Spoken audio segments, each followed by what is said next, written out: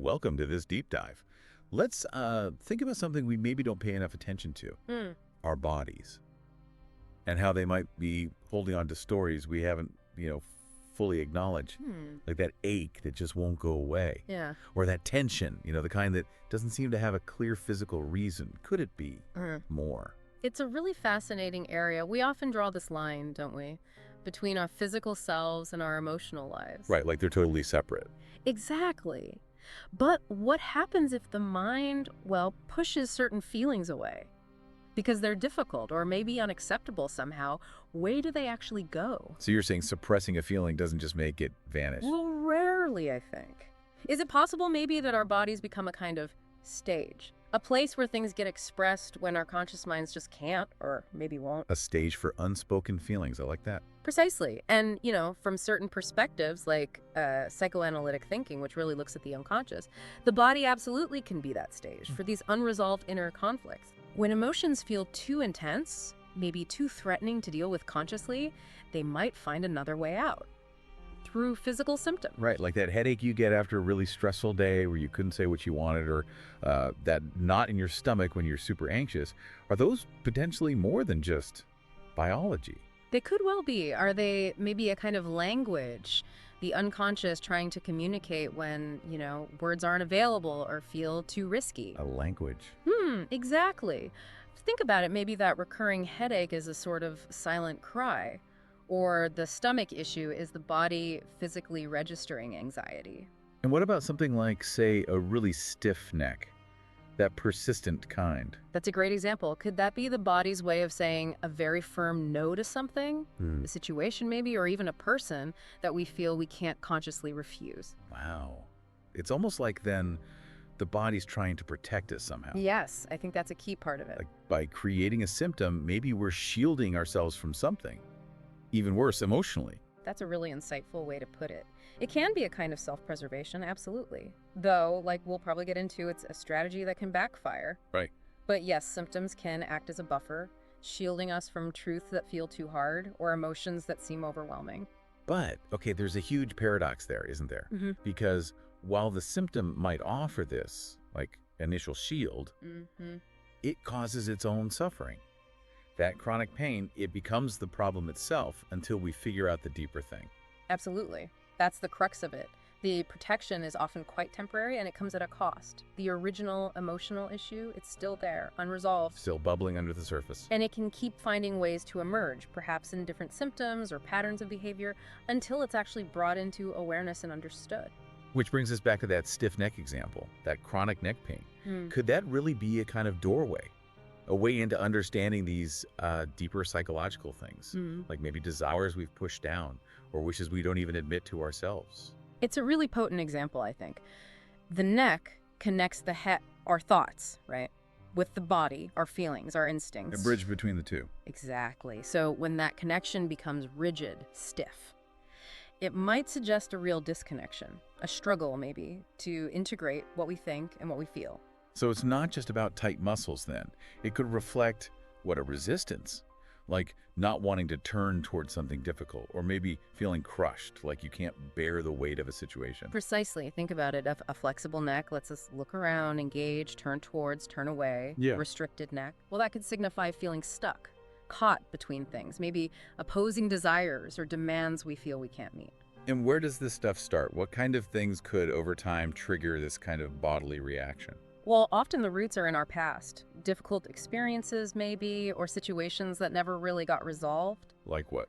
Perhaps times when speaking up felt dangerous, or when certain emotions were consistently shut down, disapproved of. So say if a kid was always told, be quiet, don't argue, children should be seen and not heard, that kind of thing, could that actually show up physically years later? That's a very powerful connection, yes. If you learn again and again that your voice doesn't count, or that expressing yourself leads to bad things that can get lodged really deep down. Wow. The body, in a way, can almost become the container for all those unspoken words. The held back anger, the frustration. So that chronic neck tightness could literally be the physical shape of all those times someone had to swallow their words, bite their tongue. It could be, yes, a kind of living monument to what had to be repressed, a physical sign of what couldn't be spoken. And yet, underneath that stiffness, there's often so much feeling still there. Anger, sadness, longing, maybe all waiting, in a sense, to be heard. It's just such a paradox. The body holding these stories, trying to protect us, but also causing us pain. That really is the heart of it. The symptom is communication, but it's a coded message, isn't it? It needs translating. It asks us to shift focus from just the physical feeling to the emotional world it might be pointing towards. So in therapy, for instance, if someone comes in with chronic neck pain, you're not just thinking about exercises or pain relief. Well, those might be part of it, of course, but the deeper work is often about understanding what the body might be saying through that pain. Okay. The symptom becomes a clue, a thread to follow into their inner world. It's about exploring, what triggers it now, but also looking back. Significant experiences, underlying conflicts, what might be feeding into this physical expression. It's like the body writes its own secret script when the conscious mind isn't fully dealing with the emotional reality. That's a beautiful way to phrase it. The unconscious is always active, influencing us. And if direct emotional expression is blocked, well, it can find these other channels. Physical symptoms are one of those channels. And this ties into the idea of resistance, doesn't it? That unconscious reluctance to face painful things. How does that show up physically? Resistance is fascinating. In therapy, it can show up in many ways, but physically, the symptom itself can be the resistance. How so? Well, take the rigid neck again. It literally stops the person from turning. Metaphorically, too, perhaps. It acts as a barrier, preventing them from looking towards the source of their difficulty. Like the body physically says, nope, not going there, even if part of the person wants to understand. Exactly. And it's not usually a conscious choice, I will resist this. It's more of an unconscious protective move. The feelings being held back might seem so huge, so dangerous, that the body just instinctively clamps down, freezes. And pushing all that down, the repression, Yeah. that must take a lot of energy, right? Constantly keeping things buried. Oh, absolutely. Repression isn't a one-time event, it's an ongoing effort. It requires constant psychic energy to maintain that barrier. Right. And the symptom, in a way, could be seen as a sign of that energy being stuck, diverted, unable to flow in a healthier way. So the chronic pain isn't just bad luck. It's potentially part of this massive effort to keep unwanted feelings contained. That's one way to understand it, yes. And to really grasp what's being held back, we often do need to look back. Early life, formative relationships, key events that shaped how we learn to handle our emotions. Because those early messages, the patterns we learn about expressing ourselves or not expressing ourselves, they stick, don't they? They really do. Experiences of being silenced or having basic needs ignored or facing constant criticism.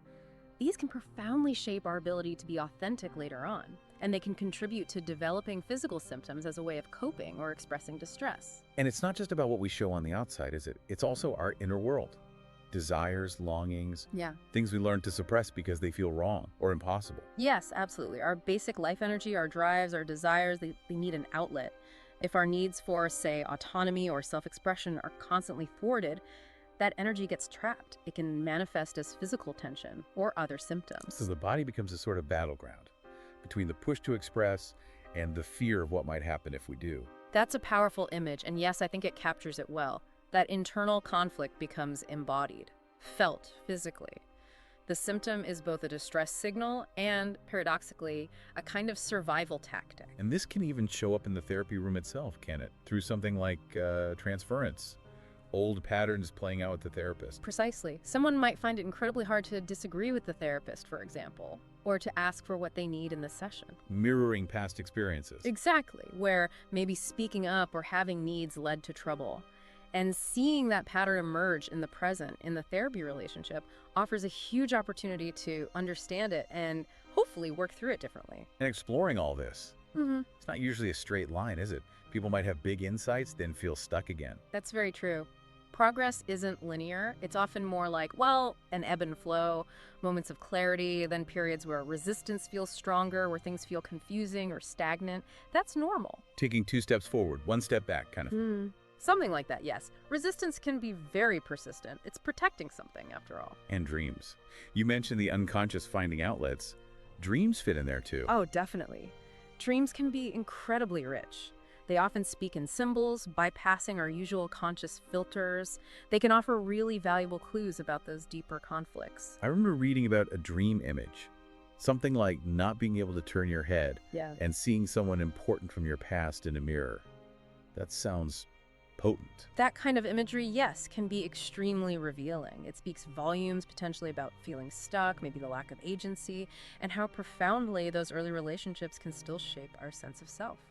The dream mirroring the physical symptom. Exactly. The stiff neck in waking life, the inability to turn in the dream, it points towards a psychological block, possibly tied directly to that past figure or relationship. It's like the unconscious uses these powerful pictures, these metaphors, to try and wake us up to something.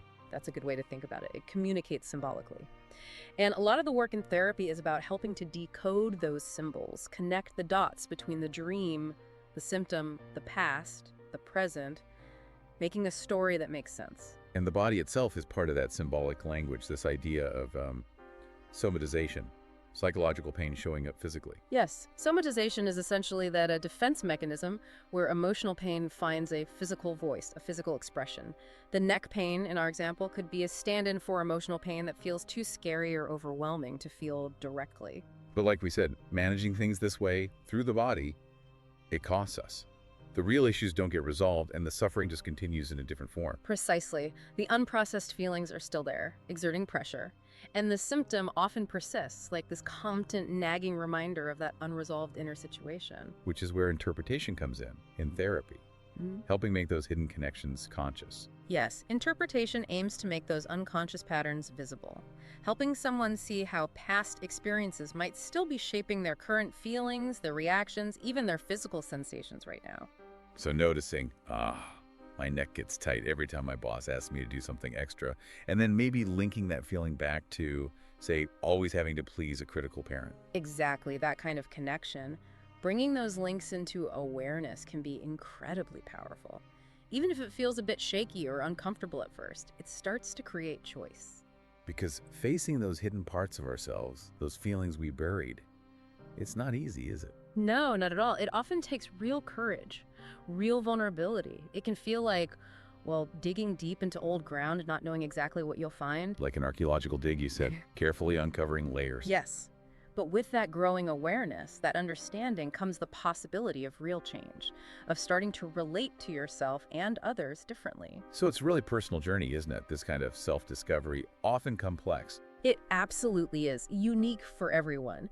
And even when you gain insight, new layers might appear, new contradictions sometimes. Like what? Well, someone might consciously crave independence, really want it, but unconsciously be terrified of the responsibility that comes with it, holding both feelings at once. Right. And the therapy space is where you can hold those conflicting parts safely, explore them without judgment. That's the ideal, yes, to provide that support. But ultimately, the work of understanding and integrating belongs to the person doing the exploring. And sometimes there can be a real breakthrough moment, can't there? When the defenses crack open a bit and something more authentic starts to emerge. Those can be very powerful moments, maybe through a really vivid dream or a sudden rush of feeling that just breaks through the usual ways of coping. We talked about that dream image, the head being detached, but also a feeling of release. That sounds incredibly significant. That imagery is striking, isn't it? The head, separated from the body. It could symbolize that deep split between thinking and feeling we discussed. Or maybe feeling profoundly disconnected from your own embodied self, your instincts. But the release part. Yes, the accompanying feeling of release suggests that maybe letting go of something, even something familiar, maybe even something that felt essential, could ultimately be freeing, even if it feels scary initially. And that realization that came after, feeling like you'd been carrying someone else's head. That sounds like a massive insight. It can be, yes. Understanding the burden of maybe internalized expectations or the pressure to live according to someone else's needs or rules, that insight can be a real turning point. A crack in the old defenses. Allowing for a new perspective on the cost of always complying, perhaps, and opening up the possibility of finding your own direction. But you also mentioned intellectual insight isn't always the whole story. It's about engaging with those symbols, those feelings, and transforming how they affect you. Exactly. It's not just knowing, oh, I felt disconnected. It's exploring the meaning of that disconnection, the feeling of release, the darkness or emptiness that might also appear in dreams. Seeing those not just as scary, but maybe also as spaces for something new to grow. And connecting it back to the physical, that tiny movement, like just gently tilting the head after years of stiffness. Mm-hmm. That small act carrying so much weight. That physical gesture becomes symbolic, doesn't it? It mirrors an internal shift, an acknowledgement of that old tension, the need to hold on tight versus the desire to let go. The fear that things might fall apart if you move. Yes, that speaks volumes about how powerful those old protective patterns can be, how much they grip us. It really shows that growth often means taking a bit of a leap, doesn't it? Stepping out of the safe zone, even if it's limiting us. Precisely. Transformation often asks us to tolerate some uncertainty, to let go of needing absolute control, perhaps. And even after big breakthroughs, the journey isn't necessarily over. There aren't always neat endings. That's a very realistic point. Exploring our inner worlds is usually an ongoing process, a continuous conversation between conscious and unconscious.